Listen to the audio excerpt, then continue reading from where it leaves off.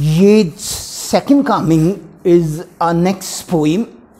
Yeats borrowed the title of this poem from the book of Revelation.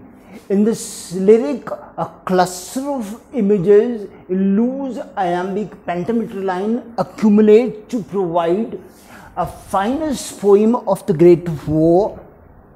It was written in 1913 and appeared in his collection called Michael, Robert and Dancer a little later. The poem presents an image of destructive historical force. Yeats believed the world was on the threshold of an apocalypse, as history reveals the end of outer Jaya and it was moving along the inner Jaya. In fact, the poem subverts the popular Christian belief that the Christ will be born. Again, the poem is a magnificent statement about the coming of a new era in the form of anti-Christ figure. The poem is a remarkable example of an aesthetic experience in passionate language. The key words convey a human catastrophe of war. In its two-part structure, the poem in the first 8 lines presents a catastrophe, and in the last 14 lines, a vision of a rough breeze or the coming of the new era. The first stanza is a picture of chaos and confusion and destruction after war. History, Yeats believed, operates in cycles, with events repeating themselves.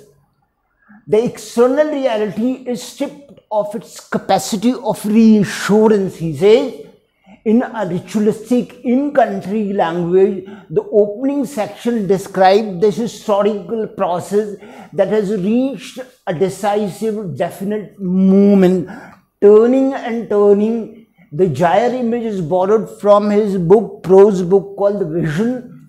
The falcon reels away beyond the command of the falconer. As a result, mere anarchy is loosed upon the world.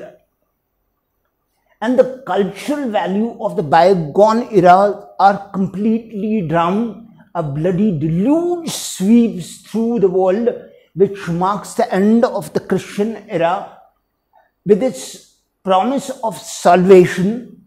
So the first section conjures up the image of cultural disintegration, fragmentation, and the loss of symbolic unity. The inner control and the breakdown, they are also represented in the first stanza. War brings the worst disaster for mankind, empowering the wicked and dislodging the sound people.